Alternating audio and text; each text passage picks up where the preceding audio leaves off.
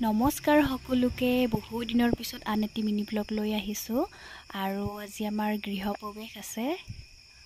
ৰাতিপুৱাতে সকলোখিনি কাম কৰিলোঁ। এতিয়া মই ঘৰৰ নিয়মবিলাক কৰি আছোঁ দেউৱে কোৱা মতে। তাৰপিছতে মায়ে আদৰি লৈ গৈ আছে এনেকৈ ঘৰৰ ভিতৰত। তাৰপিছত দেউতাই পূজাখিনি কৰিলে, সত্যনাৰায়ণ পূজা। আৰু ওচৰৰ আইতা আহিছিলে আৰু লগতে ভাইটি, তাহাঁতৰ লগত অলপ টাইম এনেকৈ বহিলোঁ। আৰু ভণ্টিও আহিছিলে। তাৰপিছতে মই চাহ খালোঁ, প্ৰসাদ খালোঁ, সেইবিলাক ভিডিঅ' কৰিব নহ'লে। খোৱাৰ পিছতহে মনত পৰিল। আৰু পায়সো আছিলে। আৰু পূজা হোৱাৰ পিছত ঘৰটো এতিয়াও কাম কমপ্লিট হোৱা নাই, অলপমান বাকী আছে। আৰু দেখিছেনে ভূতটো ইমান বেছি মৰম লগা, চাওকচোন কেনেকুৱা লগাইছে। তাৰপিছতে ভাতখিনি আমি খাই ল'লোঁ, যিহেতু পূজা সেইকাৰণে নিৰামিষ খাই ল'লোঁ। আৰু খাই গোটেইকেইটা অলপমান শুই পৰিছোঁ এনেকৈ বিচনাতে। আৰু ভণ্টিৰ লগত তামাম ৰিলছ বনালোঁ, অলপমান ফটোৱামি কৰিলোঁ।